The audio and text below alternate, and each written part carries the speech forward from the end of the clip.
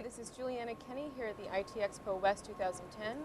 I am joined by Jim Theodoras, Director of Technical Marketing at Adva Optical Networking. Hi, Jim. Hi, how you doing? So, what brings you to IT Expo today? Well, IT Expo is always a worthwhile event, but today they have the inaugural Lightwave 1 conference. So we wanted to be here in force. I'm chairing a panel on data center interconnectivity, but we want to be here for this first Lightwave 1, which will hopefully be the first of many more to come. Great. So we've heard a lot about mobile backhaul recently, as I'm sure you know. Yeah. What are your thoughts on that? I think everyone's aware that mobile backhaul, there's strain on the networks. It began with the iPhone, but now all the PDAs, all the clones of the PDAs, there's this tremendous stress on the network. And while the solution to that is rolling from legacy SDH and synchronous interconnectivity to Ethernet, it's a little more than just rolling to Ethernet, and that is you need synchronization over Ethernet. That's 1588 is one standard, SyncKey is another.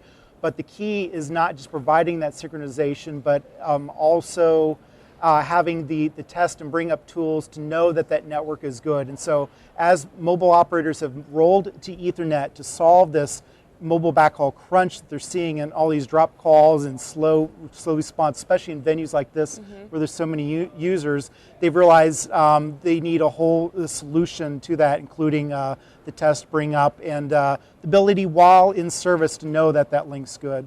So we were fortunate enough to speak to you 9 months ago about 100 gig E, and I just wanted to get your thoughts on the progression of that since then. That's a good question. Big news. I think when we last spoke, I had mentioned I was concerned that the price points might come in a little too high for the users that were actually driving that standard. Just recently, a few weeks ago, there's been this groundswell, this outcry that 100 gig E is coming in a little too more expensive. The standards bodies recognize that. They're there to serve the member companies and the customers who will be using this technology.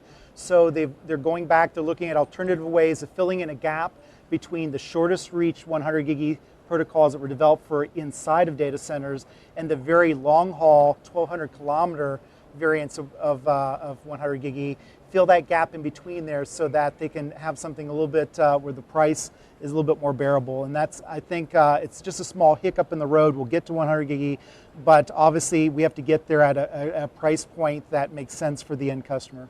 Absolutely. I'm sure we'll catch up with you at some point down the road about. We'll see how this goes. So my last question would be, in terms of industry trends, what have you seen lately that strikes your notice? A buzz, I'm seeing here today, but the buzz I've been seeing since about February is low latency networking. It began as just something for just algo traders in New York City, in the Manhattan area, but it's rapidly kind of snowballed and gained momentum to where all the financial markets are looking at it. Data centers are starting to look at it.